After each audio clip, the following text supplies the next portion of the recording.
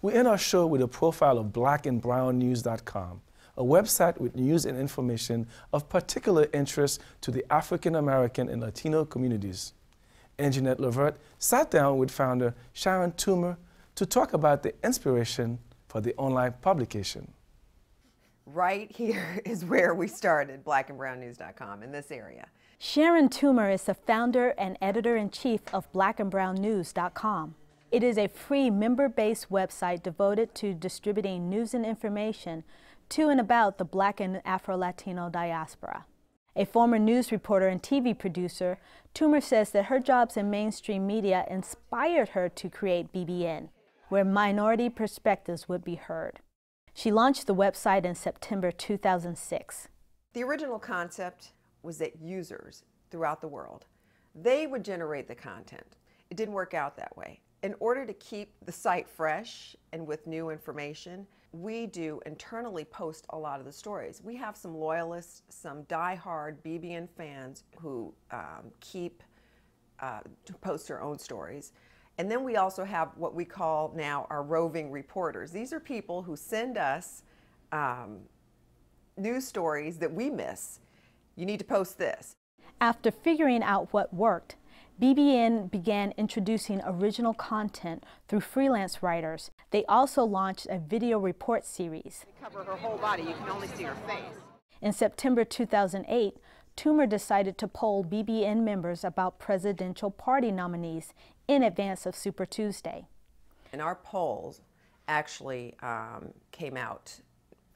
told the story of what was ultimately going to happen. Barack Obama was the victor, meaning he was the Democratic nominee, and John McCain was the Republican nominee. It was huge for us. That success kicked off political-heavy news coverage that included reporting on both the Democratic and Republican conventions. But for New York Community Media Alliance, Black and Brown News would not have been at those conventions. They're the ones who sought our press credentials. And even still, they really had to fight to get us in there. Besides access, resources is the other fight.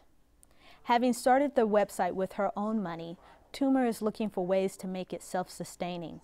One option in the works is a partnership with a larger company, like two Black news websites have already done, TheRoot.com with Washington Post and Griot.com with NBC News.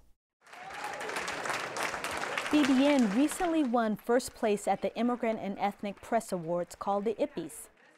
The website won for an editorial about News Corp's purchase of several New York community newspapers. BBN plans more award-winning coverage by focusing on a couple of key issues this year. One would be immigration and this anti-immigrant sentiment that concerns us. One would be this incessant violence that seems to only plague Black and brown communities. It is unconscionable that whole communities on a daily basis endure the degree of violence that they do. It's that kind of focus and passion that has led BBN to where it is today and where it hopes to go tomorrow. And Jeanette Levert for Independent Sources.